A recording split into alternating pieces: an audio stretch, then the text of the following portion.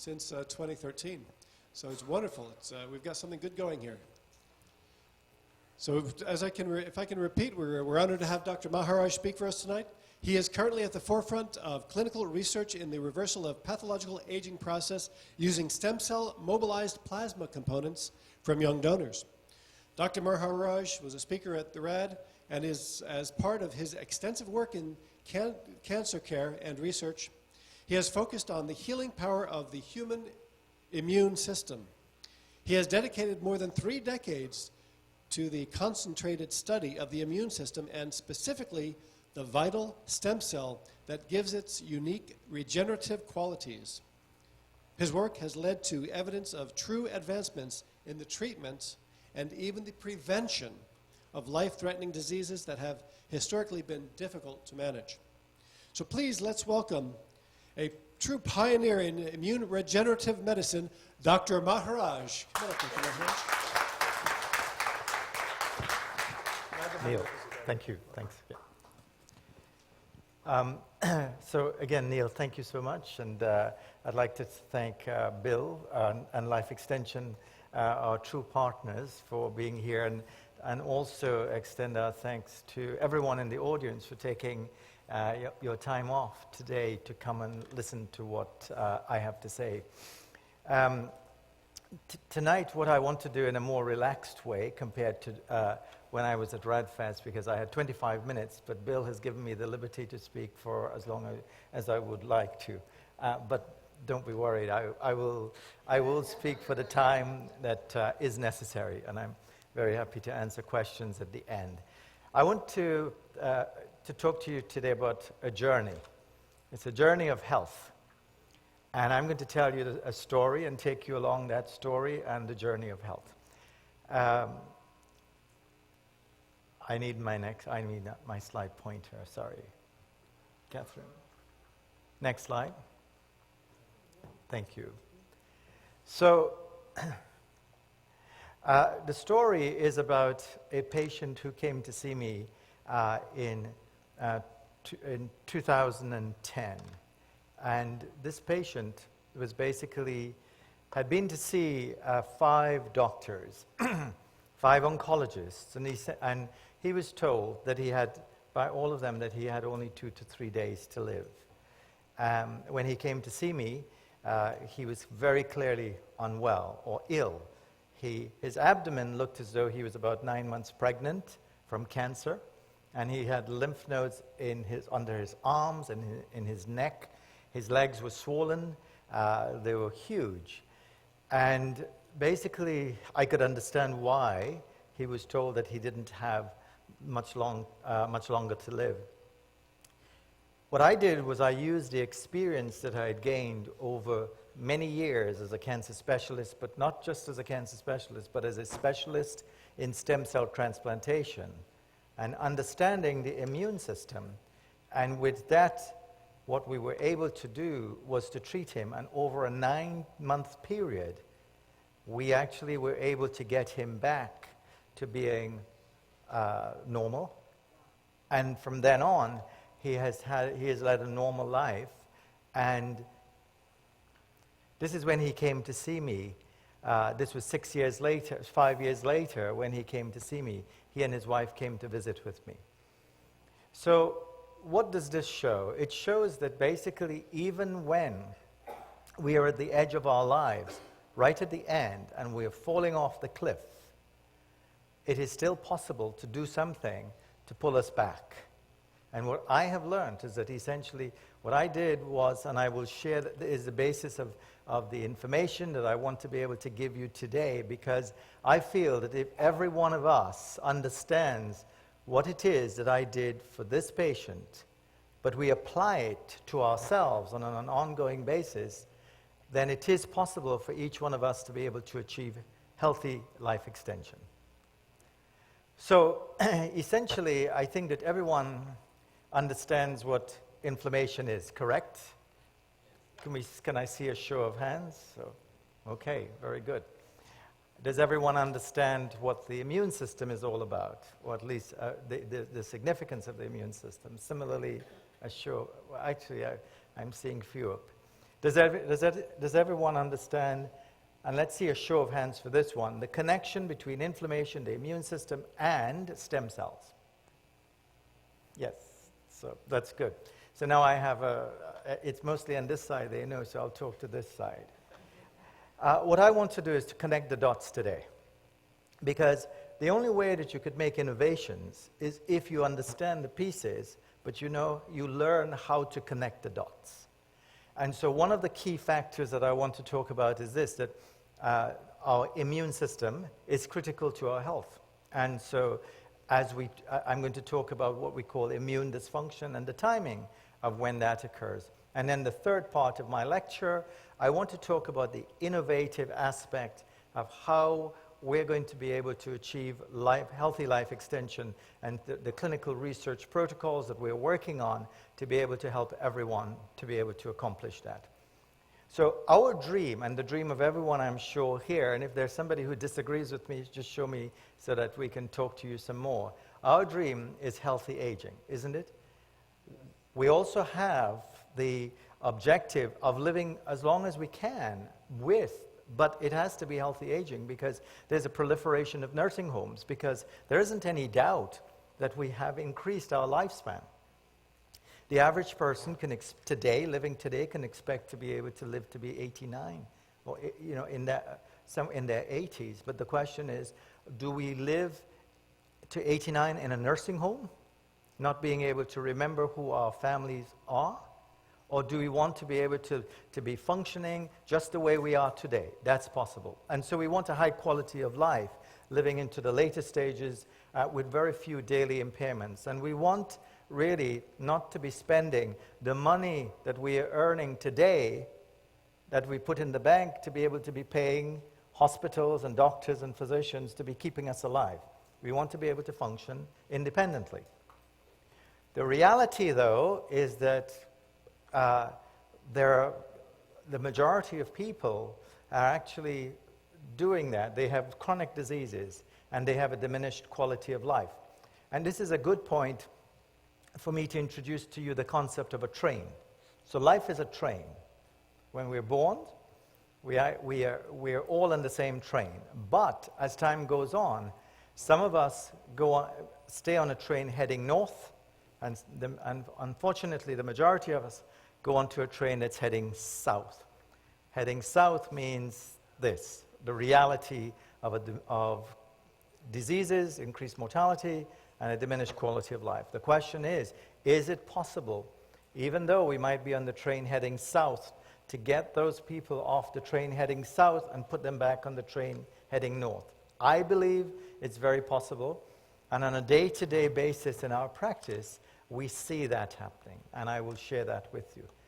Coming back to the reality is that the three most common causes of death in the United States now are heart disease, cancers, and strokes, and then follows all the other chronic diseases. So we want to be able to find a way to avoid that. And it's a startling, this is information on this particular slide, which it's a busy slide, but I'll basically break it down for you. Every day that we live now within the critical care or the intensive care units of our major hospitals, there are about 100,000 people. And that 100,000 people, the percentage of those people who are going to leave there is very low. Effectively, it's only 12%. And about 50% of them are going to die within a month. And so, and for the majority of them, they might be on ventilators. And unfortunately, this is what they're often looking like. The major problem is the cost. The annual cost of looking after these patients is $20 billion annually. And that comes from our healthcare budget. But where does it come from? It comes from every one of us, because it's our taxes that are having to pay for the healthcare to look after these people. So we have to think about economics and health. You cannot leave the two alone, and you also can't use the concept that ultimately the government is going to pay for me to look after my health, because the cost of healthcare right now is $1 trillion, and it's increasing. And the likelihood of each one of us, when we get to age 65 plus over, is that with the current healthcare crisis that we have, each one of us will have at least have to have in the bank $250,000 to be able to pay for our co-pays and our deductibles. So the news is not good. And the other thing is that what's happening is that our population, our aging population, is growing at an unprecedented rate.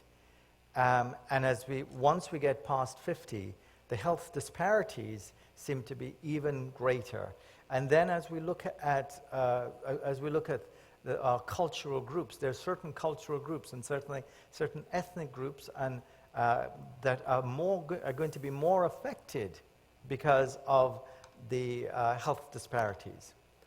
Healthcare spending will continue to increase, and it's going to become a situation of for the haves and the don't haves where we are going with healthcare.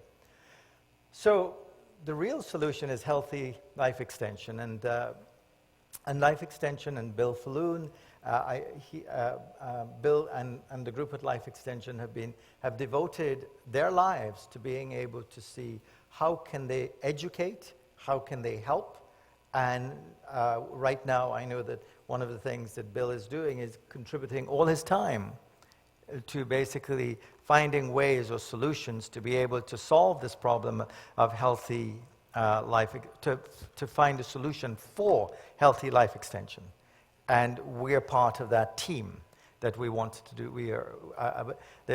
He is looking at it from a global picture, trying to help as many people as possible.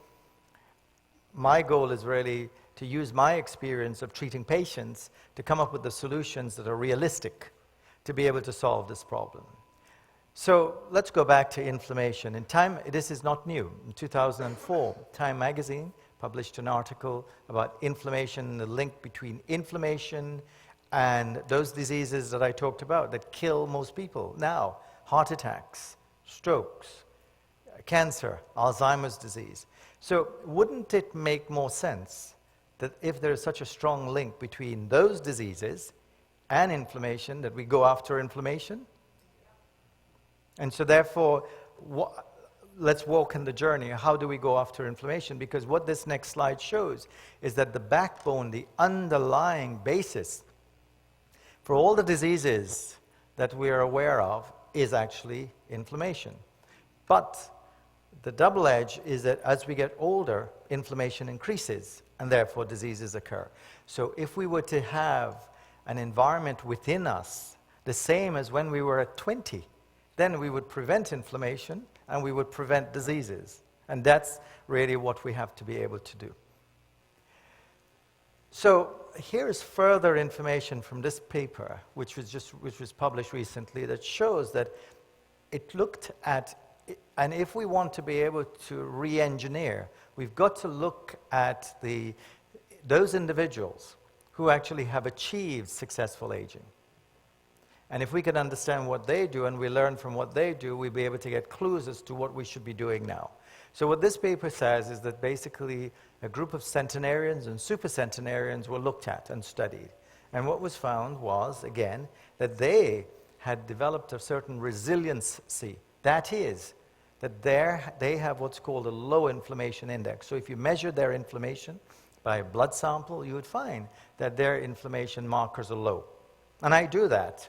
Now, there's a blood test I do where I can look at that, and I can look at it in a lot of detail, and I can see I can actually basically tell whose inflammation is running wild and where they're likely to get diseases, and who is actually in an anti-inflammatory state. And I'll come back to that in more detail. So we do know that if we keep our inflammation low, and we have a low inflammation index, then we're likely to achieve successful aging.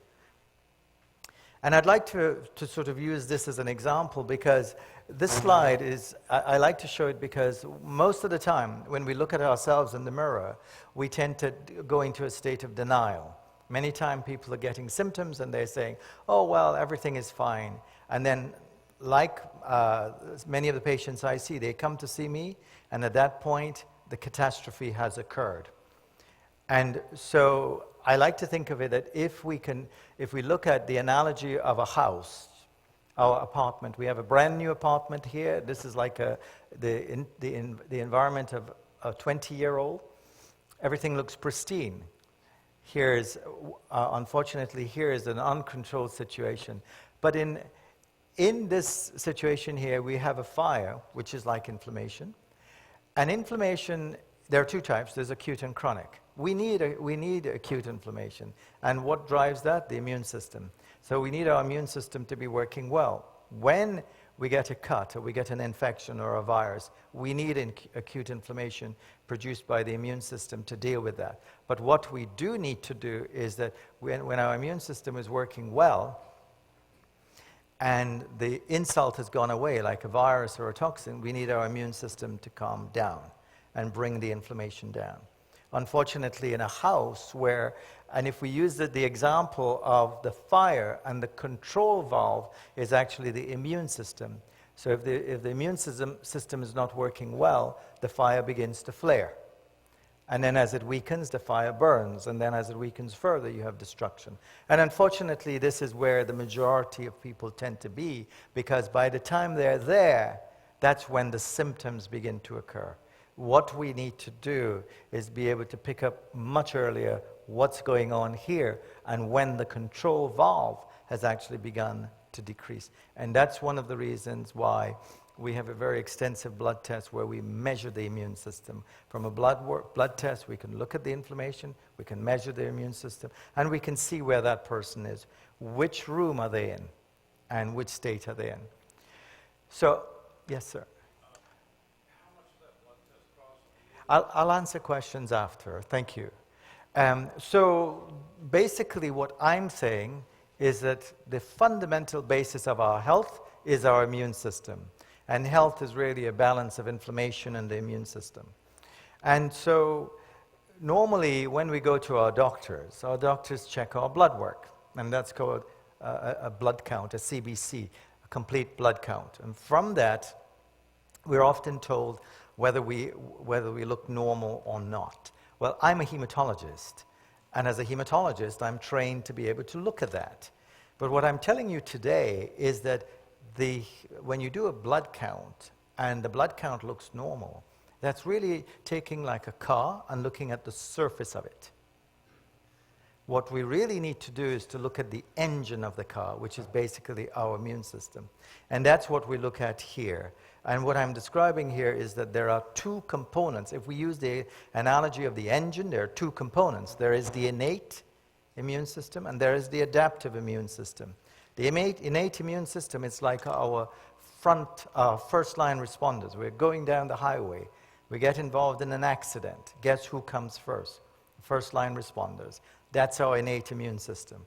And then using the same analogy, the first-line responders come, they sort of fix the problem temporarily, and then they send the patient to the hospital, and then the doctors and the nurses pick up there. That's called the adaptive immune system. And when you go to the hospital, you have medical records, so your information is put into the system. And that's the adaptive immune system. So the next time you go back to the hospital with another problem, the medical records are there. And what I'm saying is the adaptive immune system has memory. It creates memories so that the next time we're exposed to a particular bug or a virus, that's what the adaptive immune system is supposed to do. So we need those two pieces of our immune system working well. And when we do a complete blood count, we're really not looking at that. And unfortunately, with aging, it goes like this. When we're born, our immune system is immature. Between the age from birth to about 16 to 17, our immune system is getting stronger. From between the ages of 18 and 35, our immune system is at its most powerful. And that's these systems, the innate and the adaptive immune system. And then after 35, our immune system begins to weaken. At age 65, the immune system takes a nosedive. And that's the reason why, if you look at the incidence of cancer, you will see in a 20-year-old it's virtually zero, although that appears to be increasing. But if you look at the incidence of cancer in somebody who is 65 plus, you'll see it's 2,000 times greater. And the direct impact of that is the aging of the immune system, which occurs as we get older.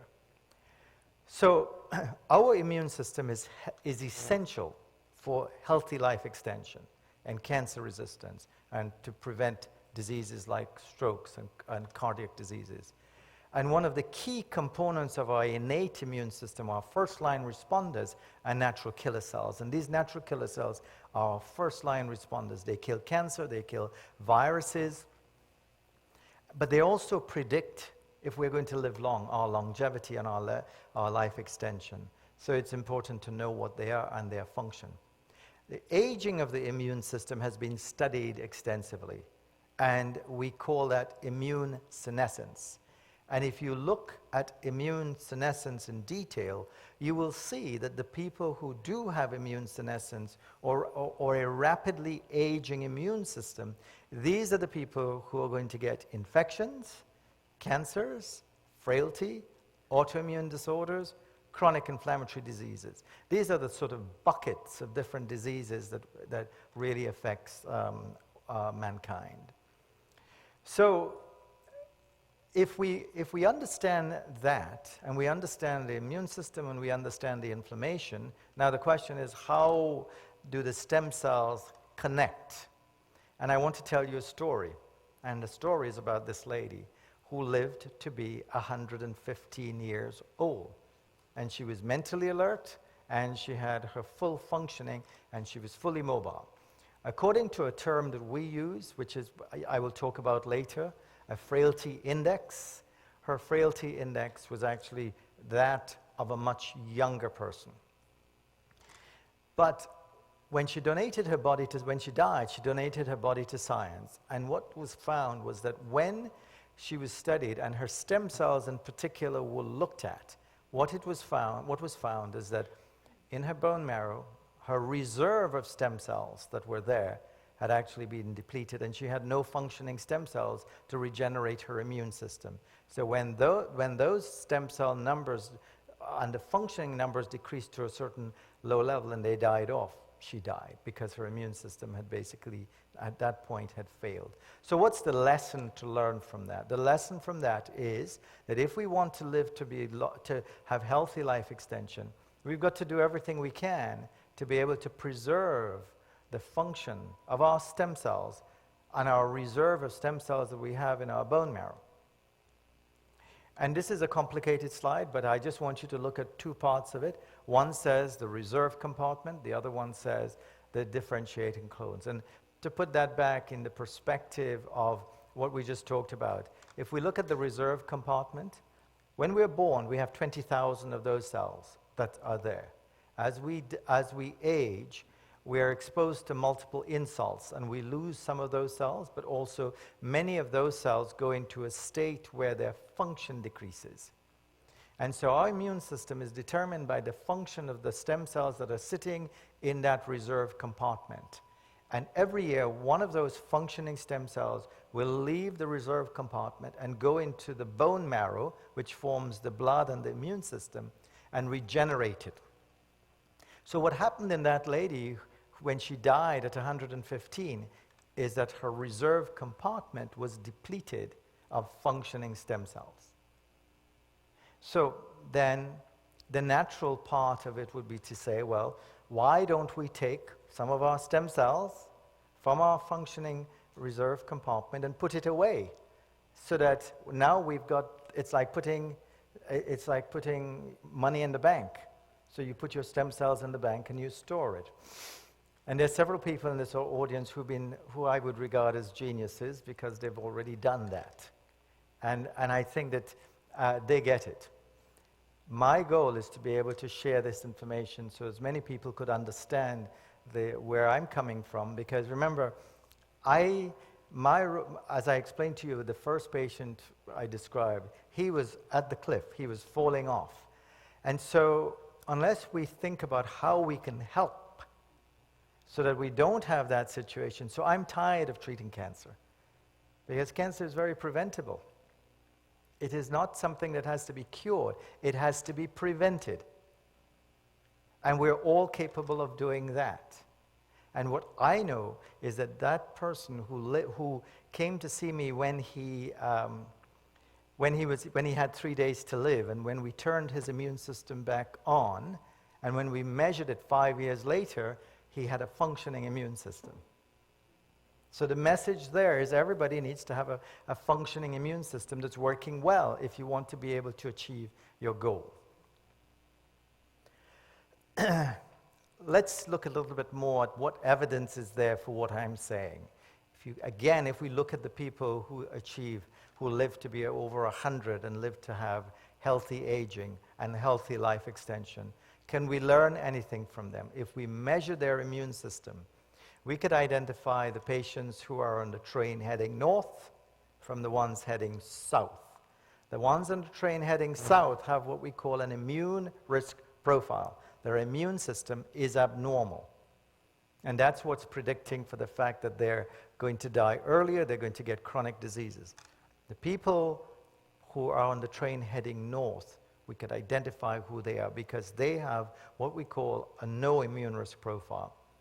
And here's the evidence for it. And there are multiple publications showing that the individuals who live to be 100 and healthy, they have this no immune risk profile. I measure that. And my goal is to, because we were able to help individuals like that, in that patient I talked about at the beginning, because we were able to help him to get back on the train heading north, it means that if we can identify this immune risk profile in people who are healthy, and we can identify that and we can correct it to a no immune risk profile, it means that we can prevent them from getting to where he was. As we age, we're exposed to lots of toxins. And as we're exposed to toxins, in a medical, from a medical point of view, we call that an antigenic load. When I was having dinner before giving this lecture, I was speaking to a couple of people, and one of them is in the audience, and he talked to me about he was intoxicated with heavy metals. And the fact is that heavy metals forms an antigen, just like viruses. And in fact, what we can tell from the people who have an abnormal immune risk profile is that if you look at this slide and you look at their cells of their immune system, then the green is the naive cells and the red are the memory cells, and there's a crossover point, and that crossover point in terms of aging usually occurs at 65 and older. But for many people who are being exposed to toxins, their immune age is actually a lot older, and they fall into the very old group. So what we're trying to do is, if you follow that green line, we're trying to get people back there. And it is possible to do that by regenerating the immune system, by utilizing the reserve of stem cells that they have in their reserve compartment. So the question is, well, what is it can cause somebody whose biological age is, let's say, supposed to be 45, but when we measure their immune system, we see that their age is actually close to 85. And these are the things here that I've highlighted in this picture. Toxins, the food that we eat, exposure to bacteria, viruses, cigarette smoke, stress, lack of sleep, too much exposure to sunlight, alcohol. These are what we call the root causes, or the antigenic exposure that damages the immune system, that we are unaware of because we don't normally measure it when we go to see our doctors. So if we want a snapshot of where we are at this moment in time, we've got to look at our immune system, but we've got to look at the right components of our immune system. So coming back to the picture, we have inflammation, and in a young person, when inflammation does occur, acute inflammation, it's rebalanced by the immune system. But in an older person who's aging and who's exposed to all of those toxins, in addition, what happens is the inflammation goes up, the immune system is weak, it's not able to rebalance it. And the fire burns internally, and diseases occur, and then symptoms occur, and then diseases like cancer then arise. I want to tell you a few stories, and one of the stories I wanted to tell you about was a patient who did not have cancer. This is a patient who came to see me who initially, it took 5 years to diagnose the neurological problem that she had. She was initially seen at the Cleveland Clinic in Las Vegas, and she was given a diagnosis of a stroke. However, her disease appeared to be progressing and progressing quickly. And normally that doesn't occur with a stroke. Once a patient has a stroke, it tends to stabilize after a period of time. So she was then seen at one of the top movement disorders in the country at the University of San Francisco. And at that time, she was given a diagnosis of Parkinson's and an unusual form of Parkinson's called corticobasal degeneration. When she was diagnosed, she was told by the neurologist who was seeing her that there was really nothing that could be done. She was told, she and her husband were told, well, go away and enjoy your life for whatever time period you could do. And unfortunately, that tends to be the situation for many people who develop neurological illnesses, and Parkinson's, corticobasal degeneration. These are form of neuroinflammatory disorders, which basically are progressive diseases, some of them more rapidly progressive than others, and this one it's rapidly progressive. So this patient heard about the work that we were doing and came to see me. And what we did was basically, if you remember that last diagram, by using her stem cells from her bone marrow to turn her immune system back on, we were able to turn the inflammation down. And since Parkinson's and Alzheimer's and these diseases are really neuroinflammation, where the immune system is not working well and it's like the fire burning quickly, by turning that immune system back up, turning the inflammation down, we stopped the damage continuing. And we did and over a 6-week period, we saw this fairly quickly, because these patients, you can do what's called a unified disease Parkinson scale rating. We did it before, and then we did it after. So 6 weeks after her treatment, we measured it again. And what she had was a 63% improvement over that period of time. And so we've continued to work with her, and she has continued to improve. And her whole quality of life is different, her whole perspective on life. She's in a mode of healthy now life extension, rather than in the mode before where she was preparing for the ultimate. So what we also did was, and I'm going to show you in the next few slides with some of the information, is that we measured her natural killer cells of her innate immune system, and this is where it was before, and this was after the treatment. So we were able to show an improvement in her innate immune system. That's her frontline responders. We measured her the adaptive immune system, particularly, if you remember, I showed you the slide of the naive, which were the green, that increased, and the memory, which was the red, decreased. So we pushed her age back. And then we measured the inflammation. We looked at inflammation, and we saw from her blood, which was reflective of what was going on in the brain, it was high. And the anti-inflammation was low. And then after the treatment, we reduced the pro-inflammation, and we increased the anti-inflammation. So by working on her immune system, we were able to improve that, and we reset the inflammation. And once we did that, it basically stopped the destruction that was occurring in the brain. So that's essentially what we've all got to do. I'm sorry, I'm not saying that we've all got that illness, but that's the sort of the severest case. My goal is by educating and helping individuals to understand these processes, and it's a different paradigm. The paradigm is going after the real causes of diseases, rather than looking at waiting till diseases appear and treating symptoms. And so that's what we're seeing here. Peter Nygaard is allowed me and asked me if I would show this, because he is committed to healthy aging. And so after he came to see me, basically what we did was we said, let's measure your immune system. He wasn't suffering with any particular disease, but he wanted to be proactive. So he asked me, could we measure his immune system? And his goal was, as he says here, he wants to live to be 200, and that's his goal.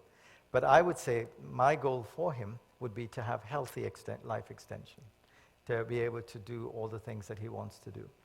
And so we measured his immune system, and again, what we found was that his natural killer cell function was lower, and this is after our treatment, we've improved it. So we improved his innate immune system, his first-line responders.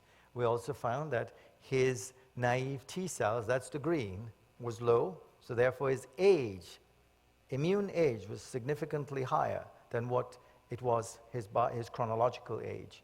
And we were able to show we were able to show that we could improve his immune function.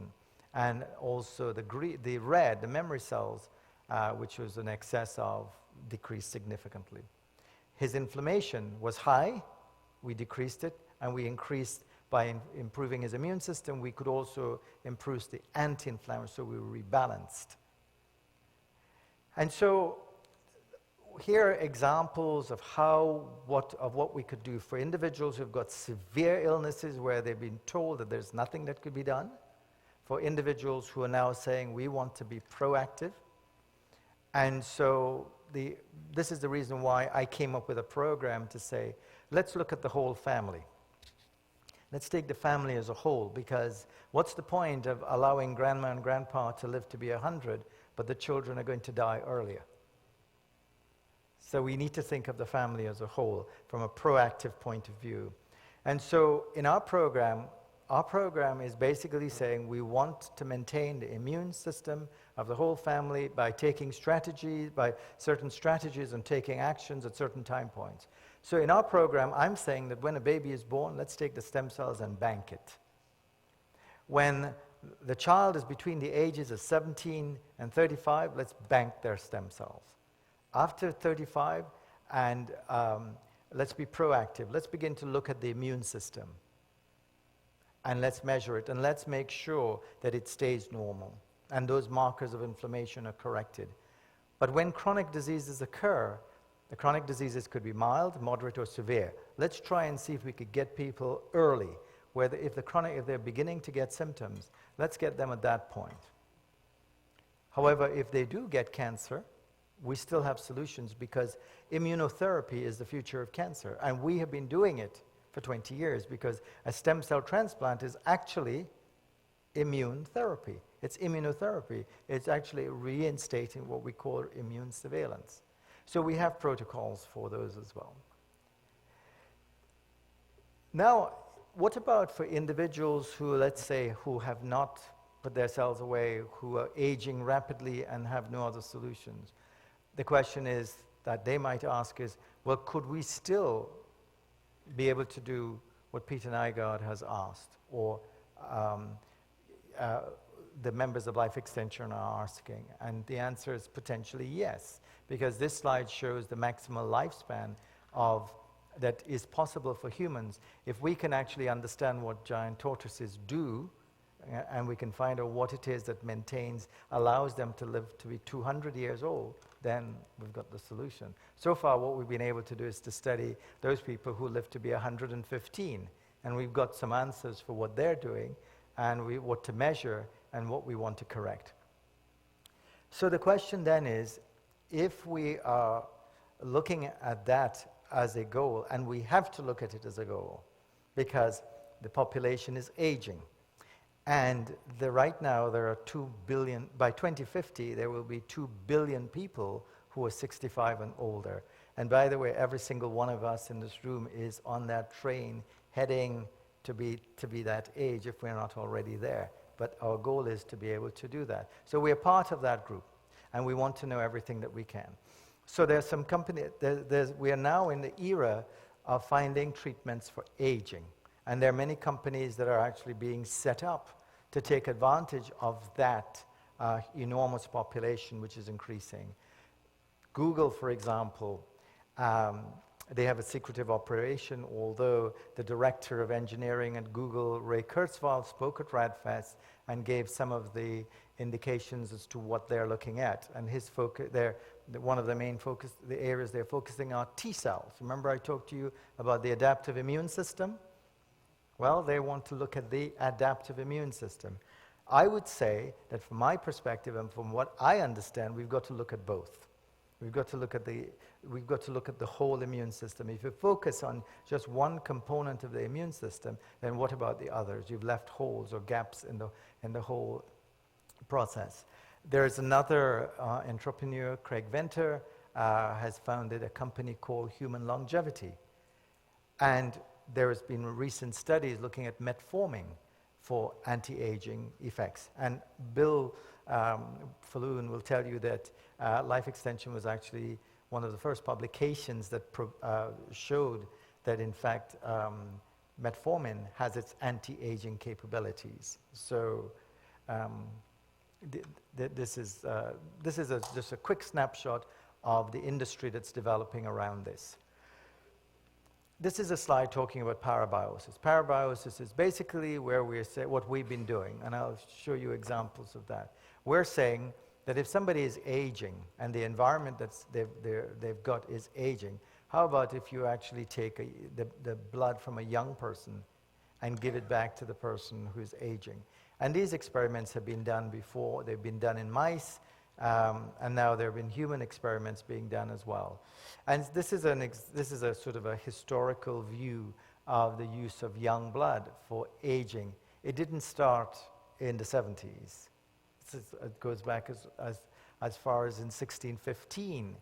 And Robert Boyle in London wrote about the prolongation of life. And this might occur by replacing old blood with new. I have to say that with the help of life extension, that we were one of the first groups, as far as I'm aware, in the world that actually did start a human clinical trial in 2009. And that human clinical trial was basically taking the young blood with the white cells of young people and giving it back to patients with cancer. And we have a lot of experience of using young blood for treating chronic diseases like cancer. And so, later on, we have 2014, where Corey Weiss from Stanford now forms a company to, again, use young blood. But we have had more experience with that. And again, I'm very pleased to say and to appreciate Bill Falloon from Life Extension Foundation for funding that initial work. That work has been going very well, but we are running out. Essentially, we're stopped, or we haven't been able to continue it because we've run out of funding for the young blood for cancer. And I'll show you a little video about that. Scientists have always known certain people just Can we turn the volume up, please? exposed to cancer-inducing agents such as cigarettes. Now, what makes those people immune to the disease is being developed to kill cancer, a possible cure in humans that may be found right here in Palm Beach County. You are looking at microscopic video of cancer cells being eradicated. They're literally being popped at the top and at the bottom by special healthy cells. Proof researchers say that a cure is out there. Cancer patients may one day not have to undergo chemo. Just a transfer of cells. As the elusive cure for cancer, a godsend for millions around the world, could be coming, not from the heavens, but from this Boynton Beach-based medical building. Dr. Dipnarine Maharaj, a hematologist and stem cell transplant specialist, will soon hold a clinical trial at the South Florida Bone Marrow Stem Cell Transplant Institute that could prove the cure for cancer has already been found. It all started with his partner, Wake Forest University professor Zane Cooey, who's done cancer research on lab mice for years. What he was also able to find was that he could transfer those cells from mice, from the mice that would not get cancer, to mice that actually had cancers induced and also developed cancer, and he was able to cure the mice of those cancers. Back to that video, here showing a cancer cell being attacked by the smaller white blood cells. The cancer cell literally exploding and disappearing. After 10 years of research on mice, the FDA has approved Dr. Maharaj to try out the white blood cell infusion on human cancer patients at his institute. What he won't have a problem doing is finding donors of healthy cancer-fighting white blood cells. Donors like 21-year-old pre-med student Trevor Rayburn, who's already giving his blood to be included in the trial. People around my age that can help out, we have much better immune systems just because we've been through a lot already growing up, and we're at our prime right now of what our white blood cells can do. Cells that could be the key for a cure for cancer. So the question then is that we already have experience of using young blood to be able to use the immune system of the young donors to be able to treat individuals who have accelerated aging and who will not have life extension. And what we've been able to show so far is that these results are very encouraging. As with many studies like this, the issue comes back to financing and funding it to be able to get that on to become a standard of care. And I think, Bill Falloon will talk later on about the efforts that they're doing to be able to raise funding to help us to be able to do studies like this.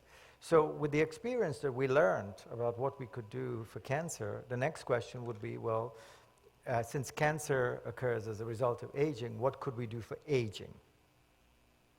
And so the objective that came about was that if we could find a way to get the factors that are present in the young blood, but without the cells that could potentially cause problems when they're put back into somebody else, that you're putting somebody else's cells into an individual. So if we could do that without the cells, then we should be able to get parabiosis in humans. And that's essentially what we're saying. Why young blood? Because there are about 700 proteins, rejuvenating factors in blood that could help an aging person and that aging person's stem cells, because it's the stem cells that are present in every single organ, the brain, the heart, the lung, that if we can turn the function of these cells back on, then they will improve the function of the organs and they will improve the function of the individual.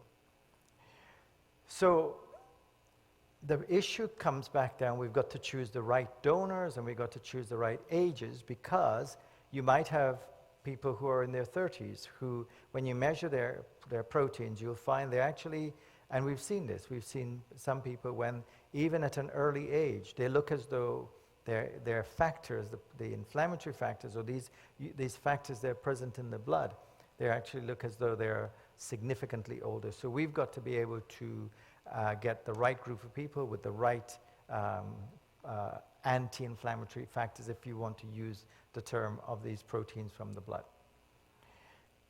Aging is a very complex slide, and I apologize for the complexity of this slide. It was just there to put it up for you not to read it. I don't want you to read everything. I just want you to get the message that the processes that occur with aging are very complex.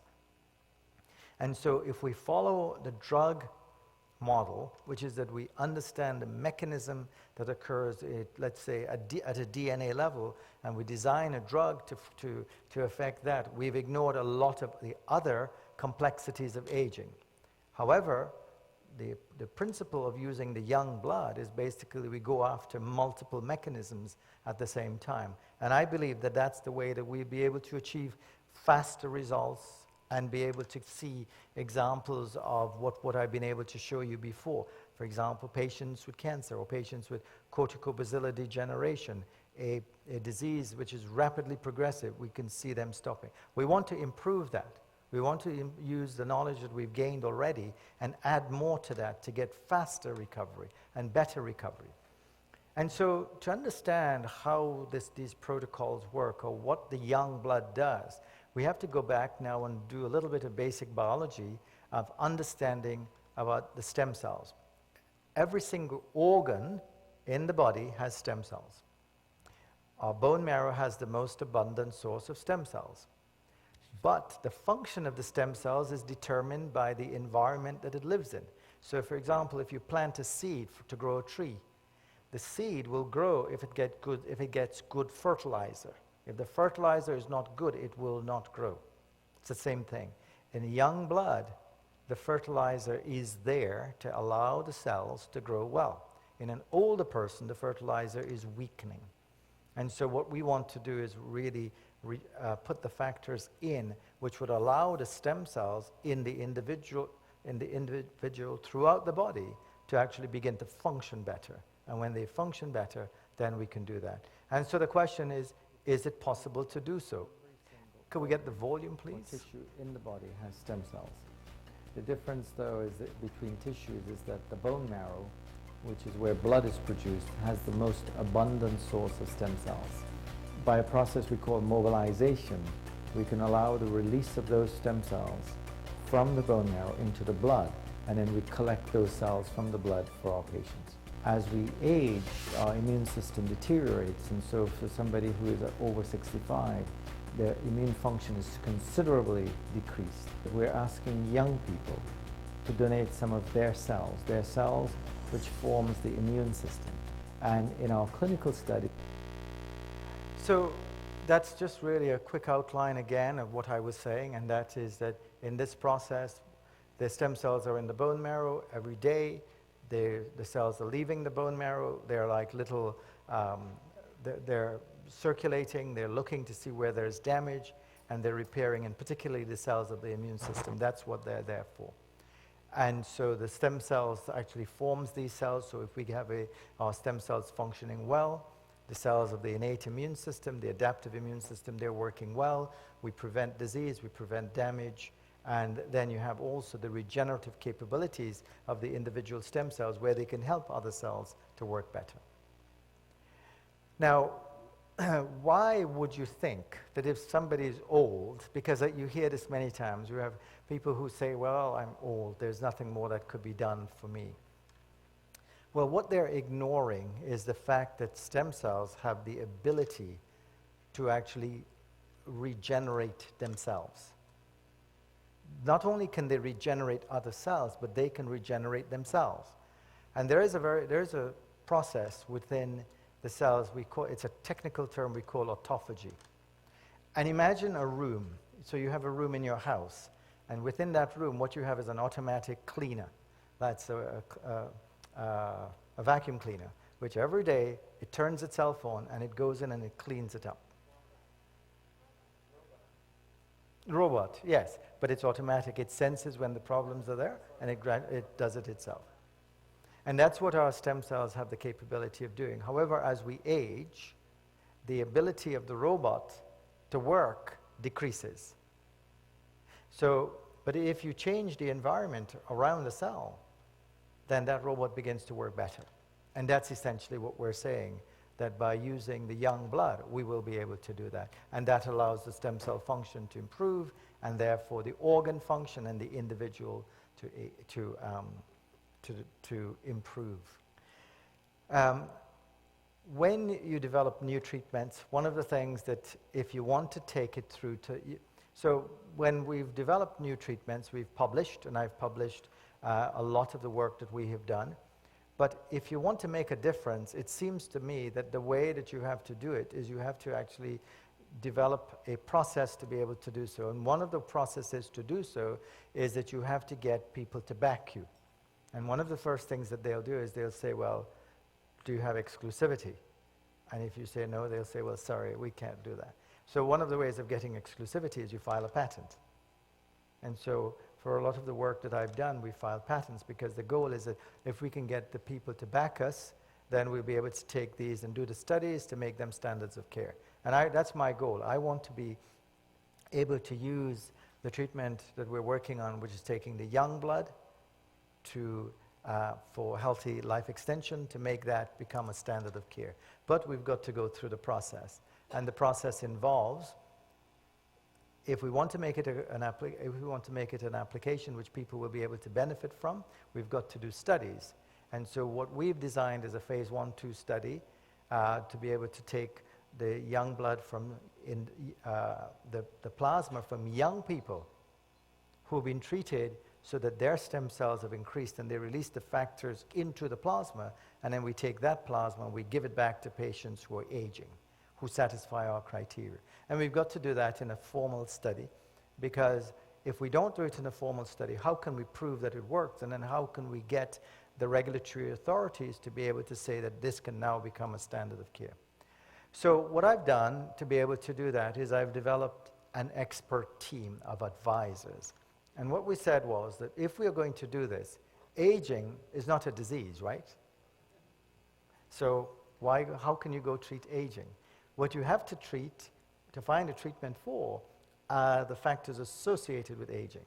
But when somebody's got cancer or somebody's already got heart disease, etc., they've aged and their lifespan is shortened.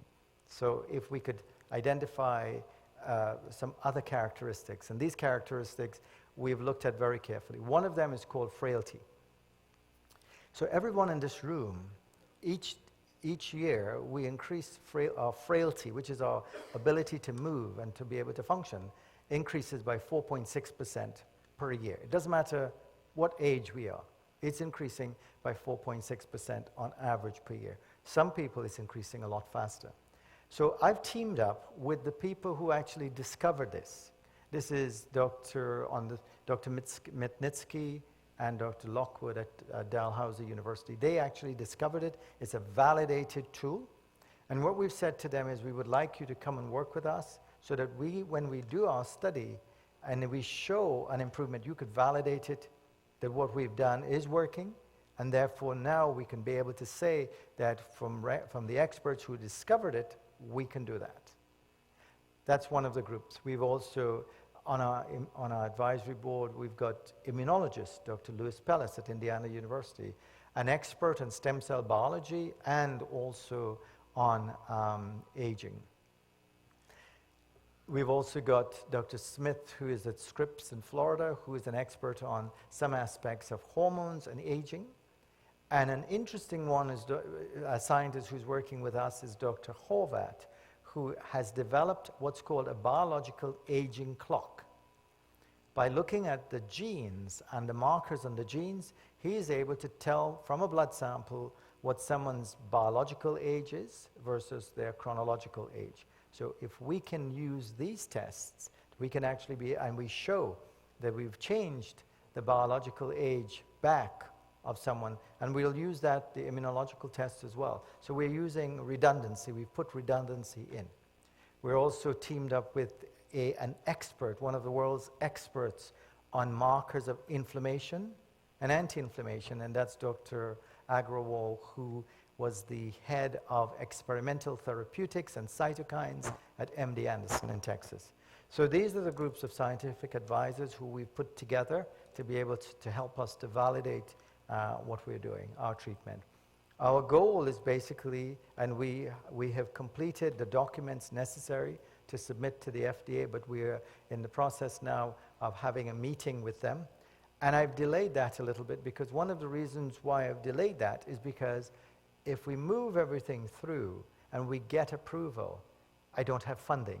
So what we're going to have is people, they will see it approved and they will see it on clinicaltrials.gov, and then they're going to call us and they're going to say, can we enter your study? And then I will have to say to them, I'm sorry, I can't enter you in the study because I don't have any funding. I was there before with the cancer clinical trial, and I don't want to do that because I don't want to raise people's hopes and then dash it by saying, well, sorry, we have to wait till we get the funding. And I'll let Bill talk to you a little bit about what efforts that are being done. This is a little bit of a complicated slide, but basically what it says is that it's the pathway to what's called drug development. And we're treating this in the same way that it will be treated in the same way as if you're developing a new drug or a new treatment or a new biologic. It has to go through its phases of phase 1, phase 2, phase 3, and then ultimately approval. And that's the process we have to follow. So the question is, why are we doing all of this? We are doing this because number one is we want to make a difference. We want to educate everyone. We want to educate every one of you here today. The fact is to have hope. Hope is most important. Number two, recognize that many of the solutions that we potentially have and we're told about, they're really not solutions. They're patch-up jobs. We need to find true ways. And we've got to think out of the box to be able to come up with the solutions to be able to make a difference and make an impact on this problem. Because It is estimated that there will be 2 billion people worldwide over the age of 65 by 2050. It's growing, and it's coming. And as I showed you at the beginning of the slide of my lecture, the costs are increasing, and we are the ones who are going to have to pay for that because it's coming from our taxes. So I want to end with this last slide, and I want to explain to you, I talked to you about the patient who I treated at the beginning, and that after 5 years, he was free and cancer-free and in a complete molecular remission. And the reason for that I want to explain here. Most of the time, and we could look at any disease of aging, but we'll look at cancer as a way. When our immune system is strong, cancer doesn't occur. Why? Because if cancer cells do arise, they're eliminated. However, as our immune system weakens, as for example with aging, there are cancer cells which do occur and they begin to grow. There comes a tipping point when the immune system and what we call immune surveillance goes down, and then cancer cells begin to grow and then they weaken the immune system. My goal is that for everyone, we can find a way to be able to maintain our immune surveillance by all the different strategies we're working on. And for those individuals who are here but haven't quite gotten these diseases yet, what we want to do is to bring them back. So the question is, who should do this? And so you've been a very attentive audience, and I want to end at this point. Thank you.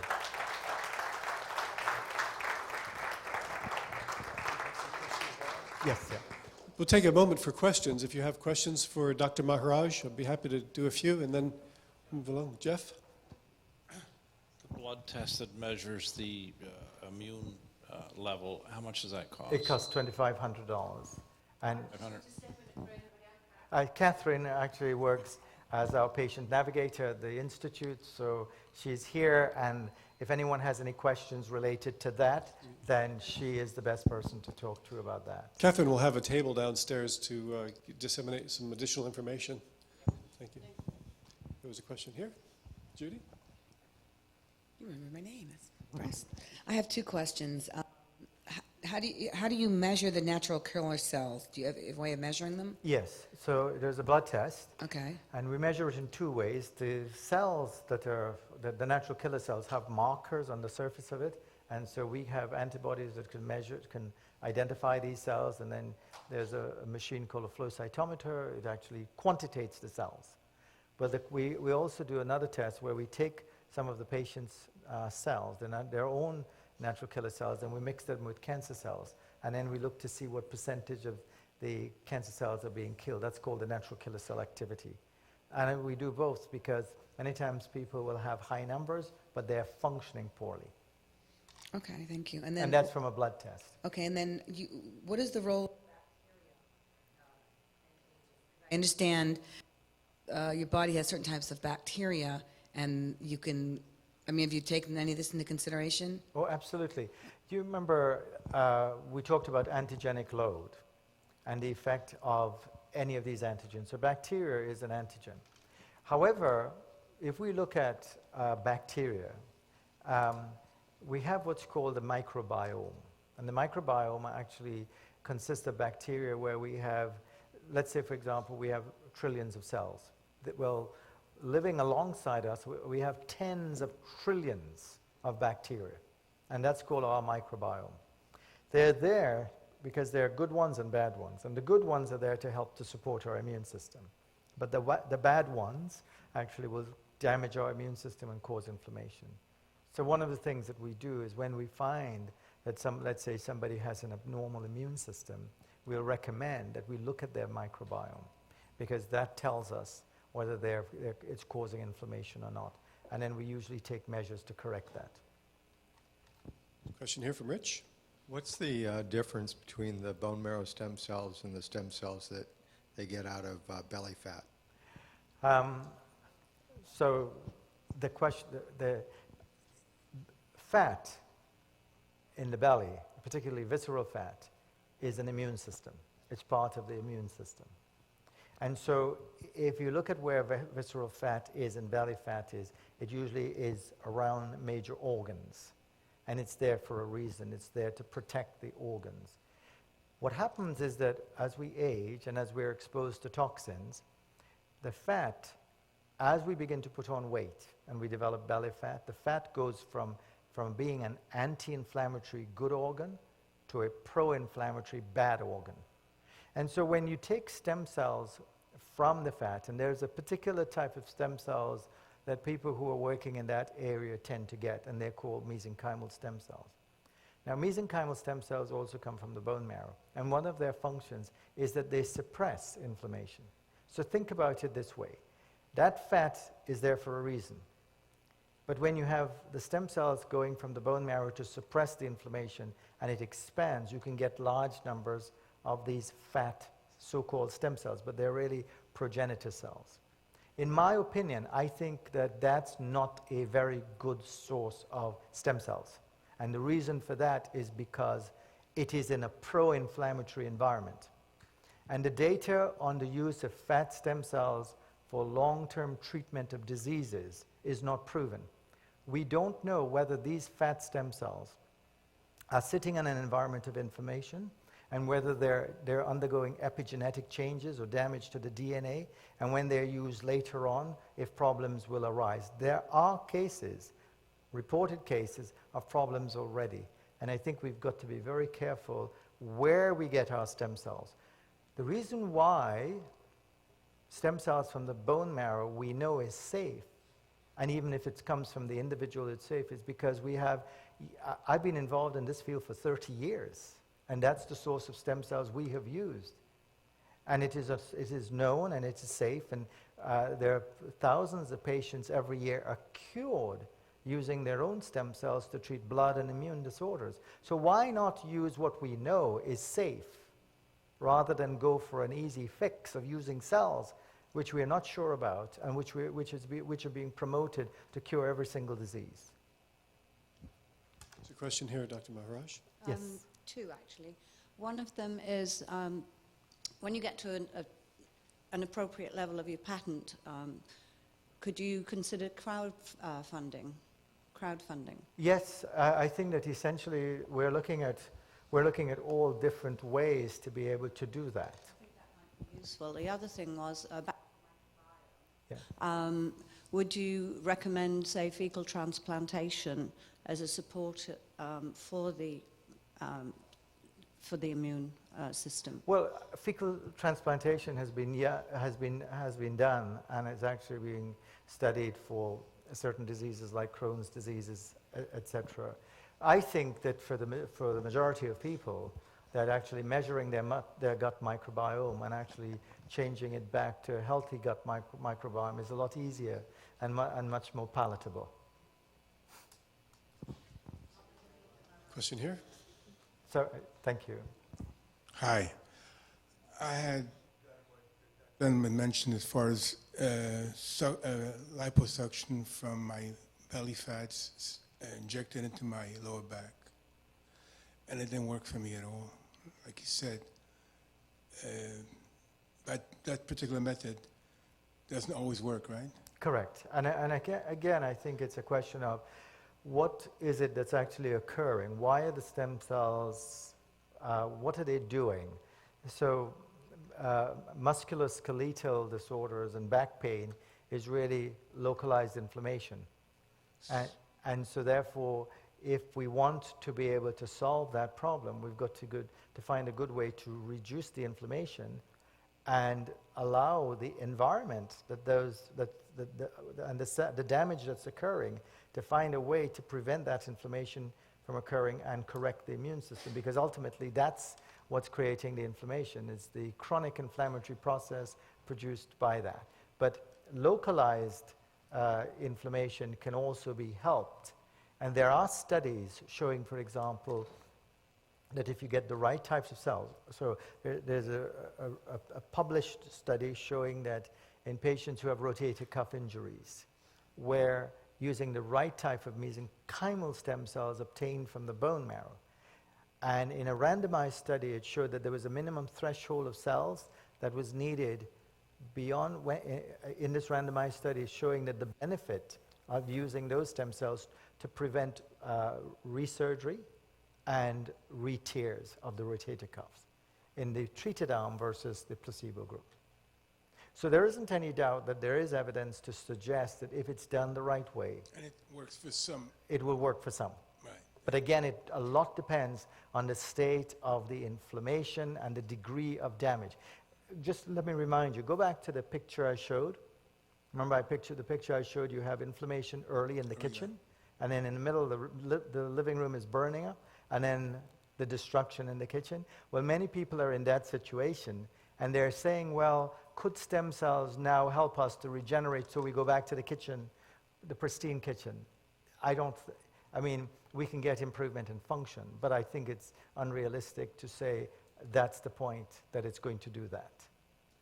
Meaning if the doctor saw my MRI and he saw the amount of damage that I had there, could he judge whether that treatment will work for me or not? Yes, yes. I mean, it is possible to look to see. The How first much thing is damage? that many patients get pain relief, even if it looks like the third slide where the kitchen is completely destroyed. Because at that point, there's still inflammation, but the inflammation is causing the pain. But many people ask the question, well, if it's at that point and you have bone on bone, can you regrow the cartilage? And I think that that's a very difficult question to answer, because to regrow the cartilage, first of all, there has to be enough stem cells still sitting in the cartilage, in the thin layer of cartilage. The second thing is you have to reduce the inflammation down to a level which allows the endogenous stem cells within the cartilage to be able to regrow the tissue. Okay, thank you. Question from Dr. Brown here. First of all, Doctor, I enjoyed you very much. Oh, thank you. This is very inspiring. When you were speaking in regards to the young blood being introduced into the older whole, so to speak, my question was, is the stem cells in the young blood is the same? Would it be the same effects as embryonic cells, which are pluripotent? Okay, that's a very good question, Reverend. And that is that all the cells and everything that I've talked about today with stem cells have been adult stem cells. So there's nothing controversial, and it does not involve embryos.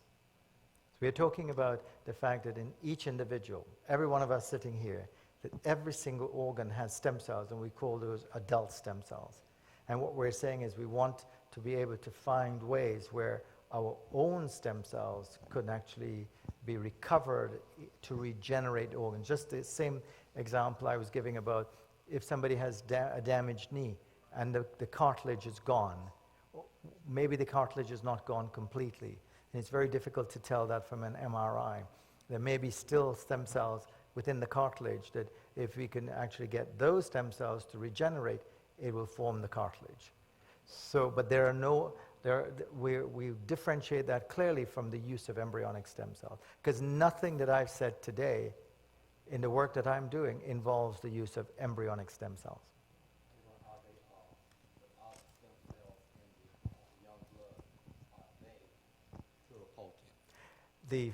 Within the bone marrow, there are stem cells which are pluripotent, but they're different from embryonic stem cells because during the time that those stem cells are in the bone marrow, they maintain their pluripotency, but they undergo a process called imprinting, which changes them from being like embryonic stem cells to pluripotent stem cells. So that's the difference. One more question here, and just know that Dr. Maharaj will be downstairs after the event this evening, so you'll be able to speak with him for a little bit. But here's one more from Bruce. Yes, I have two questions also. The first is I have friends and family members that suffer for the autoimmune diseases of lupus and also rheumatoid arthritis. Is there any, does this show any promise for them? And also the pie chart you showed a few minutes ago, it mentioned environmental toxins, heavy metals. Does using procedures to remove these heavy metals like chelation, things like that, play into this? So the first question was basically, are there treatments that are being used to treat scleroderma or SLE or autoimmune diseases? And the answer is yes, because autoimmune disease, when we study the immune aspects of it, is really immune dysfunction. It comes in within the category of immune dysfunction. And so there have been patients who've come to see me where when we've measured their immune function before, we've seen the characteristics of the autoimmune characteristics of immune dysfunction. And when we've been able to treat them before by regenerating the particular cells, and some of these cells are called regulatory T cells, you can increase the regulatory T cells, which actually allows the immune system to be reset. And so we've seen that patients with autoimmune diseases, by doing that, when it is successful, can have benefit from their diseases. And the second question? Yes. So basically what we believe is this, that if we maintain our immune system and we're not exposed to excessive amounts of these toxins or environmental toxins, our immune system is able to cope with a certain amount, but there is a tipping point above which it really becomes defective, and we call that the antigenic load. So the goal is measure the immune system, correct it, and then remove the root causes that allowed it to get there in the first place. And in this way, the idea is to allow it to be maintained and to continue in functioning in a good way, so that it becomes like those people who live to be 115 and have a good immune system. That's really what we want to be able to achieve. Thank you. Ladies and gentlemen, Dr. Maharaj.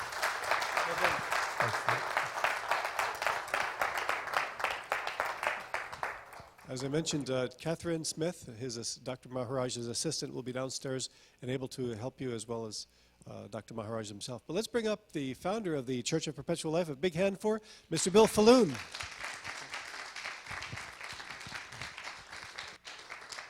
I want to take the talk that you just heard and put it into the proper historic context. I'm not talking about ancient times, by the way. I'm talking about the 1960s. And I think almost everyone here remembers the 1960s. You might have some fond memories of it, but you wouldn't have a fond memory if you were diagnosed with Hodgkin's lymphoma, non-Hodgkin's lymphoma, or most leukemias. Because back in the 1960s, they killed just about everyone who contracted them. Now move forward in the sphere of your own lifetime to where we are today. And right now, you have acute myeloid leukemia. Used to have a survival rate somewhere between 0 and 5% in the 1960s, depending on what data you're looking at. 0 to 5% in the 1960s. It's over 90% today. So there was a disease that you've all heard of, and it was essentially incurable in the 1960s. For most people, if you have certain types of leukemia, they're curing over 90% with relatively non-toxic therapies, by the way. So they're keeping people alive by maintaining them on certain drug regimens. So there's an example of a particular disease that science has gained a lot of control over. And the lymphoma that Dr. Maharaj talked about, that patient was a non-Hodgkin's lymphoma patient. They're more difficult to treat. They, at one point, were virtually incurable. You're diagnosed with non-Hodgkin's lymphoma, that's it. Live out your life for a couple months and die. Jackie Kennedy Onassis died about 18 years ago from non-Hodgkin's lymphoma. She had access to the best medical care in the world. With that kind of fame and that kind of money, you can get access to high-level people. It didn't do her any good. Well, right now, the data that I looked at today from the CDC is showing that they're getting 5-year survival of about 77% with non-Hodgkin's lymphoma. So that's a huge breakthrough. That's a huge development. And you would never want to go back to the 1960s and have to face those kind of diseases. And by the way, the Hodgkin's lymphoma was virtually 100% fatal. And they're now curing about 88%. So 3 major cancers that are being brought under control through enhancements in medical technology. And a real fundamental question that we're trying to present to the entire world right now is, do we want to continue living in the 1960s as it relates to medical technology and risk those hematological malignancies, Or do we want to accelerate the process? Do we want to do something to turn this into a crusade to eliminate all age-related disease? This morning in the Sun Sentinel, I see Mark Zuckerberg being mentioned again. I've blown him up a few times. He's committed 99% of his net worth to eliminating every disease that afflicts human beings. 99% of it. He's just recently made a $3 billion commitment. That's him and his wife. His wife is a medical doctor, by the way, and they planned to fund research that will enable every disease we know about to be either prevented, managed, or cured within the next 80 years. That's their ambition, and they've got the money and the intellect to make a lot of great progress occur. But the dilemma for the people in this room is it's not going to do us a whole lot of good. In fact, even Mark Zuckerberg is only around 30. He's admitting all this money he's going to spend probably won't benefit him. He obviously is not looking at age reversal as a porthole for him to escape the limitations that now confine us to these ridiculously short lifespans. So what Dr. Maharaj is proposing is a method to take the stem cell mobilized plasma of young individuals, not using their stem cells, using their stem cell mobilized plasma that contains the protein cytokines, the exosome factors that those young stem cells emit, put that into the bodies of older people and see if we can't turn back on the stem cells throughout the body of these older individuals. And if we're successful, we will literally enable older people to grow biologically younger. And the bottom line is, these studies will not be cheap. Once the technology is perfected, once it's mass-produced, it'll be available to everyone. Just like all other technologies are. Cell phones, computers, they're all expensive in the beginning, and now everyone has one. Well, what we're going to be doing, if we can get the funding in place, is taking healthy 21-year-old individuals, giving them certain medications that will mobilize their bone marrow to produce huge amounts of stem cells and paracrine factors. The paracrine factors are what surrounds the stem cells, that healthy environment that those young cells, some stem cells live in. We're going to do that in a way to mobilize it, to take it out of the young people's body through a process known as apheresis, separate out the stem cells, and use those paracrine factors in an attempt to convert older people into much younger individuals from a biological standpoint. So what we are attempting to do and what we initiated at RadFest is a fundraising campaign, and right now we're hoping that the wealthy people will understand the need to fund the research and also the critical importance of it for themselves. In other words, people over the age of 60, they need to focus on this type of technology because what Mark Zuckerberg is doing is fantastic, and that's going to benefit their children and their grandchildren, but it's not going to benefit them in time, not the way he's pursuing it. It's going to cure a lot of diseases, but people our age, we're just not going to make it. We'll die of some consequence of old aging. So the aim of founding this church, we had our first service in November 2013, was to alert people about technology that they could utilize today to delay aging, and that's fantastic. But the idea of reversing it is much more compelling, because if you can reverse pathological aging, you will then enable people to live long enough to take advantage of what Mark Zuckerberg and many others are spending a lot of money and time on, and that is finding a cure for every single disease that exists. And if we find a cure for aging, well, then we're going to live a long time.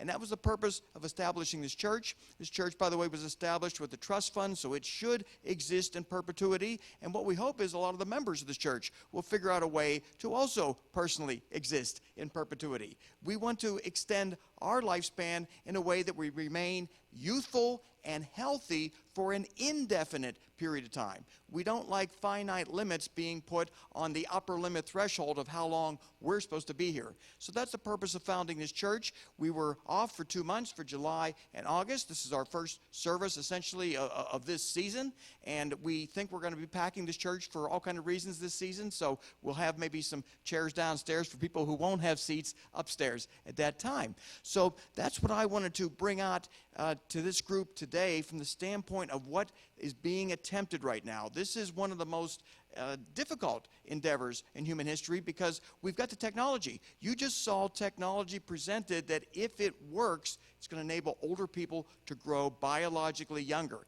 It's just now a matter of convincing people this should be their #1 priority. This is where their donations, their investments, this is where they should be putting any excess money they happen to have, because we see people being outrageously generous to sad situations. An 89-year-old individual who was selling ice cream in Chicago to make a living. He raised about $200,000 with a crowdfunding type of a campaign. And that's really nice that people felt bad for this 89-year-old man. But it was actually good for him to be out there pushing that ice cream truck.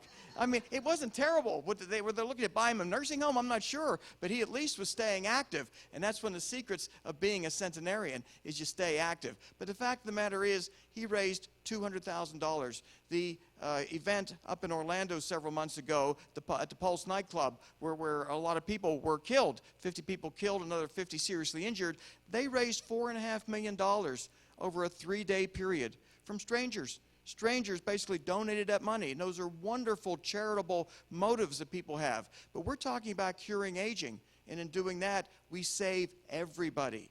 Everyone gets saved if we spare them the horrific consequences of aging. So I want to thank you for showing up tonight, and I also will be downstairs having dinner with everyone. Thank you. Thank you, Mr. Bill Falloon. Well, as I mentioned, next month we have a great concert. I hope you're able to make it October the 27th, a Thursday evening. And we'll also show the presentation by Bill Falloon and Suzanne Summers at the RAD Festival. The RAD Festival this past year was amazing. Some of you were there. It was great to see you. Many of you didn't make it. I hope you're able to make it next year when they do it again. Ray Kurzweil spoke, Peter Nygaard, Bill Falloon, many great speakers, Aubrey de Grey, they were there giving presentations.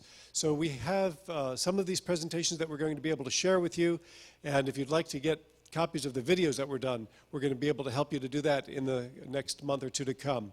But right now we have one quick short clip that, Doug, are you ready? On the RadFest 2017. So it's just a brief clip. Let's show that, please.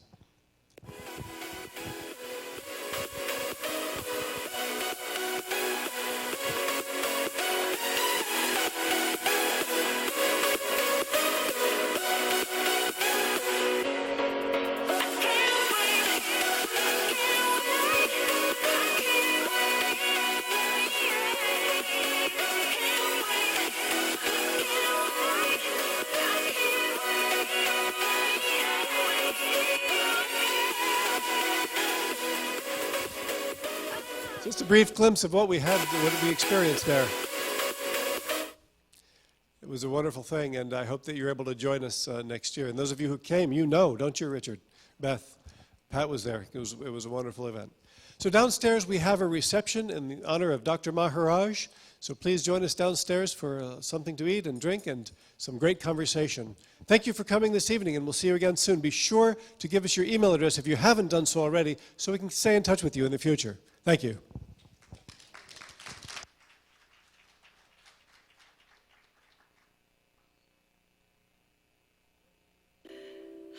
It's called Forever Young.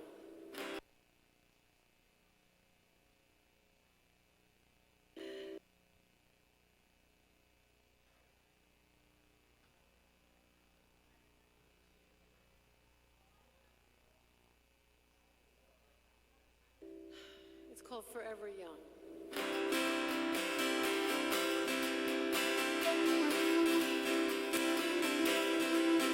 May the good Lord be with you down every road you roll. And may sunshine and happiness surround you when you're far from home. And may you grow to be proud, dignified and true. And do unto others as you'd have done to you. Be courageous and be brave, and in my heart you'll always stay. Forever young, forever young, forever young, forever young. May good fortune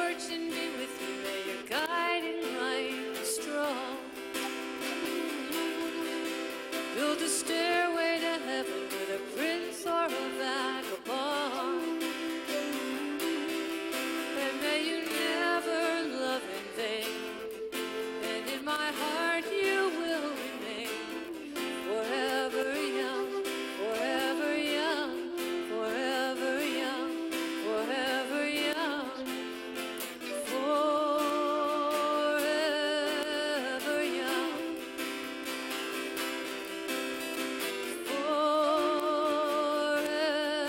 forever young. Forever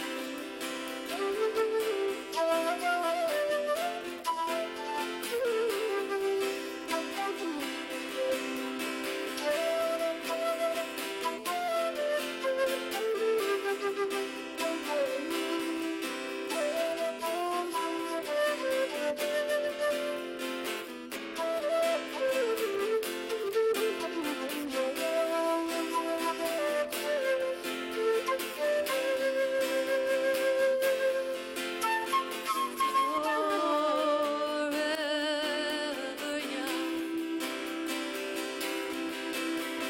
forever young. And when you finally fly away, I'll be hoping that I served you well. For all the wisdom of a lifetime, no one can ever tell. But whatever road you choose, I'm right behind you.